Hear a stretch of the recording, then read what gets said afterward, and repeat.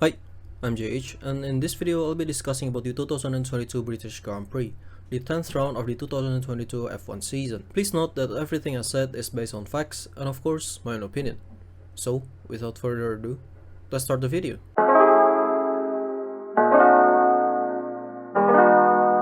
First of all, let's see some of the news that's been going on before the race. Well, the contract of Yuri Vips, one of the best drivers in the Red Bull Academy, has been terminated because of some incident during his streaming. But he'll still continue in F2, so there's a chance for another team to pick him up. Oh, and Nelson Piquet is banned from the F1 paddock because of some allegedly offensive language that he used to describe Hamilton. Anyway, let's get into the performances.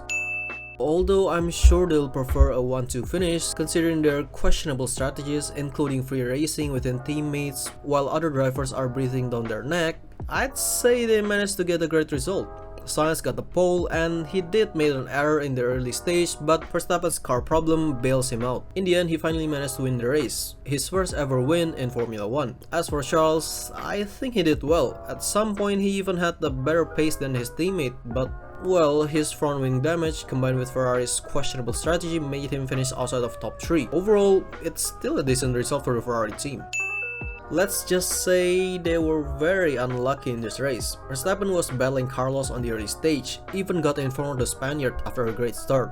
But well, he got floor damage, thus resulting in a lack of pace to compete for the win. In the end, he still managed to finish P7 and still leading comfortably in the Drivers' Championship, so it's not the end of the world for him. Sergio, on the other hand, despite having a poor start and got some damage after the red flag restart, performed extremely well, battling with Hamilton and Charles in some of the best racing action I've ever seen. He managed to finish P2 in the end, which is an excellent result. All in all, I think it's a decent damage limitation for the Red Bulls.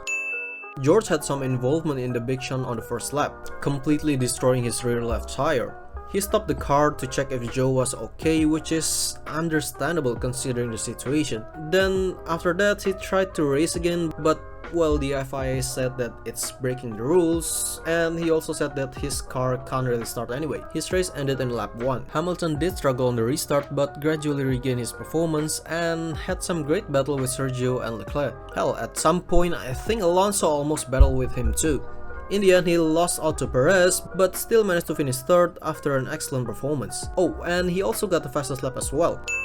Alonso had a great race, finishing P5 in the end. He made no major mistakes and had a great pace as well. Ocon, on the other hand, didn't really have the best of result. After involved in the accident on lap 1, he was able to resume the race and at one point even running inside of the top 10, before he was forced to stop due to a fuel pump problem in lap 39. But well, it's still quite a decent point haul for the French team.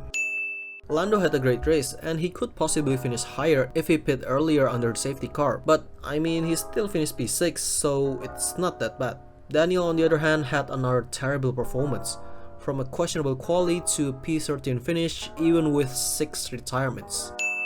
Finally, the first points haul for Mick. He had a good pace and didn't make any fatal mistakes, and the pit strategy also played to his advantage as well. He did have a chance to finish higher than P8, but Verstappen got the edge in the end. Still, it's an excellent result for him. Magnussen also had an okay race, finishing P10 in the end. Overall, it's a very strong result for the American team.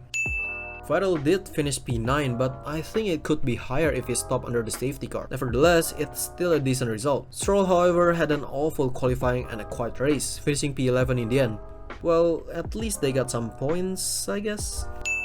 Albon was beaten by his teammate in quali and was involved in the first lap accident resulting in a retirement. Speaking of Latifi, he had an extremely good quali. I know the wet conditions also come to play, but getting into Q3 is a big achievement for him. On the race, he did get in the top 10 for a while but dropped down to P12 in the end.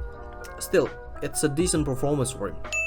A disappointing result for the AlphaTauri. Tsunoda got damaged in the first lap and just didn't have the pace to compete in the points position. Adding even more to the misery, in the race he battled with Pierre, resulting in a collision that retired Gasly, which is very bad considering Pierre was running in the top 10 before Tsunoda crashed into him. Terrible result for the team. The most unlucky team this weekend. Joe, despite having a great quali session, had a horrific accident in the first lap of the race that caused a red flag. Thankfully, he's okay. Bottas had a poor quali, but at the race it seems that points finish was possible, but a gearbox issue forced him to retire. My best driver for this race is Sergio Perez, because of his excellent recovery drive and a great battle with Leclerc and Hamilton as well. Here are the standings after the 10th round. Anyway, yeah, that's it for this video. Thank you for watching. If you like it, please share, like and subscribe. See you in the next video, and yeah, have a nice day.